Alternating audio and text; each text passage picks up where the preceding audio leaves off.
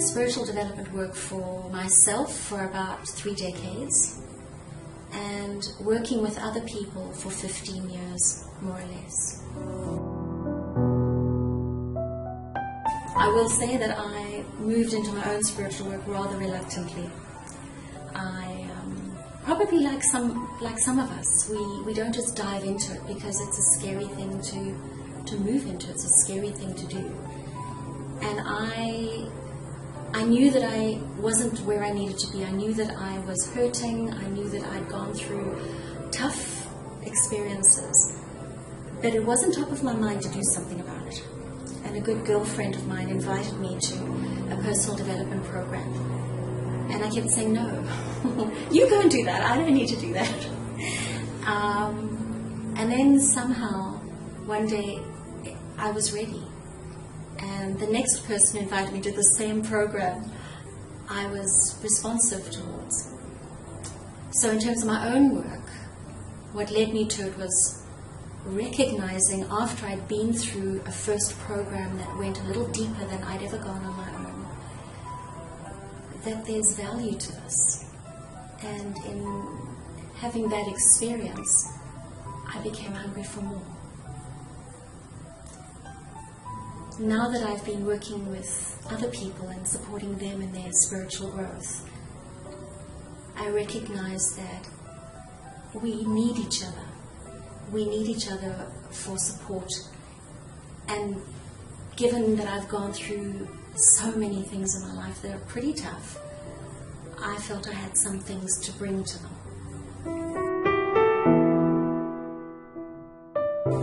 When I think about curiosity, I often think about it in relationship to judgment. So the two are polar opposites. They invite a different state, a different way of being in relationship to someone.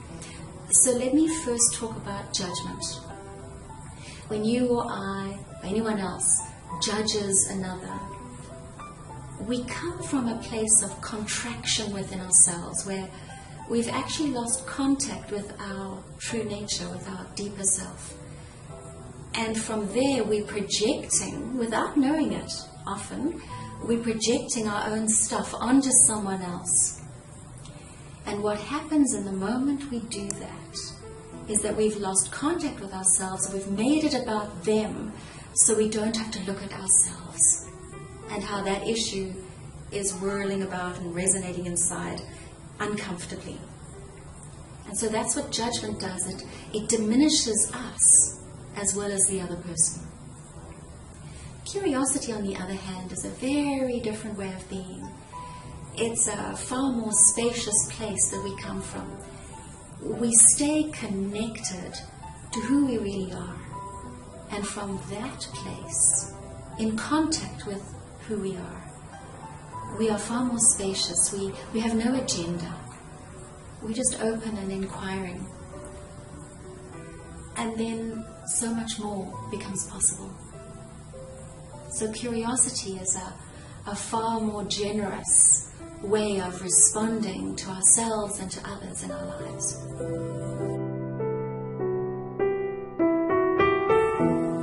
One breakthrough experience that I've had relates to my needing to face one of my biggest fears. When I grew up, I was socialized into making the right impression and looking good and being aware of my reputation.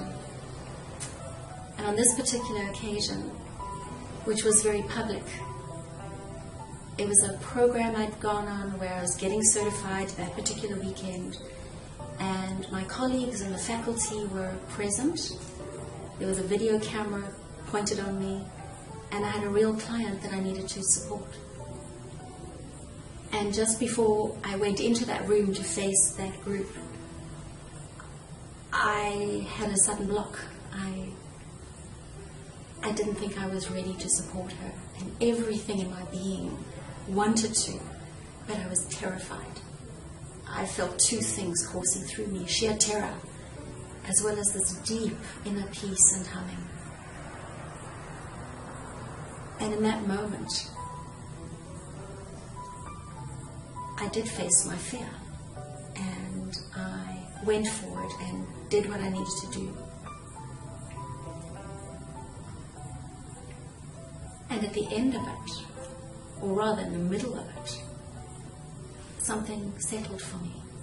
I dropped into another reality where time expanded, where I saw nobody but the person in front of me. And I was able to hold my own from a centered place with absolute calm coursing through me, like an inner circuitry that I'd never experienced before. And I was amazed that I was able to get through that process within the time limit that was set on that particular certification.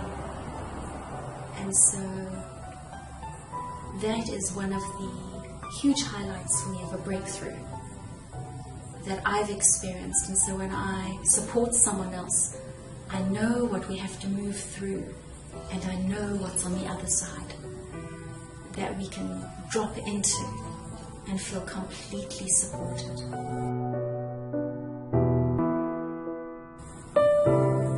Breaking through one's fear requires one to actually work with a paradox. A typical reaction is for us to run away, as far as possible, as quickly as possible. And that never gets us to actually break through our fear. What I've discovered, which is counterintuitive, is that we need to actually move into our fear. We actually need to face it fully.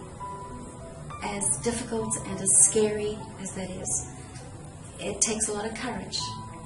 But when we do face it, and we actually go through it, we find that on the other end, there is freedom. The combination of all that I bring has really given me the grounding, the experience, the tools to support others, because I don't just have one area that I've focused on, and yet all of them have actually honed in to help me work at a much deeper level. So I'm very comfortable there, in my own discomfort, if I could put it that way. It's a strange dichotomy, but I have tools and methodologies, plus most important of all is the sense of presence and coming from deeper inside of myself.